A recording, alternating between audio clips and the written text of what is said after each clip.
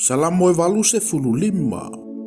O le tatalo ina ia whaafoisia mai e le atua le manuia, ma le usu pese, o le salamo ma le whanau ngā koru.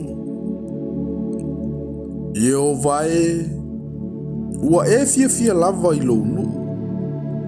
Ua e whaafoisia mai le tāwhianga o Iakopo. Ua e whaamangalo ina le amio le anga lounu.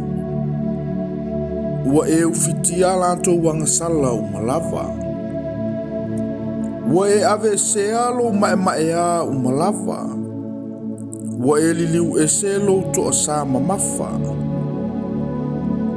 Le atu wae, o lo mato whaolatanga.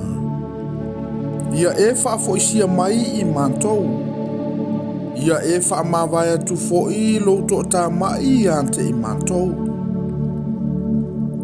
E whaavavau ea lo to asa i ante i mantou. E te whaaualoa ea lo maea e au tūpulanga. E te leto e whaaolaola mai ea i ante i mantou. Ina ia fia lava lo nuu i ante oe. Ie o vae. Ia e whailoa mai ante i mantou lo walofa. Ia e foa ina mai fo i ante i mantou le o la tanga mai ante oe. O te whaalongolongo antu i mea e whetalaia mai e Iova le atua. Awana te whetalai mai i a manuia lo na nuu antoa mo na tangata mi o atua.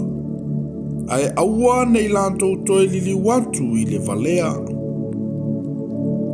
E moni, wala talatala na o la tanga ie wa mātatau i ante ia. Ina ia tu maua ile mamalu i lo tātou nu. O le alofa ma le whaamaoni wala whetaiai.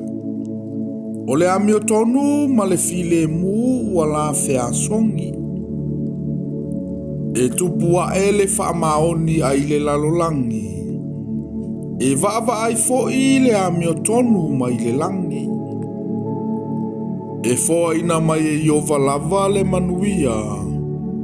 E fua mai fo i e lo tātou lau ele o na lava fua. E mua atu i o na luma le amio tonu.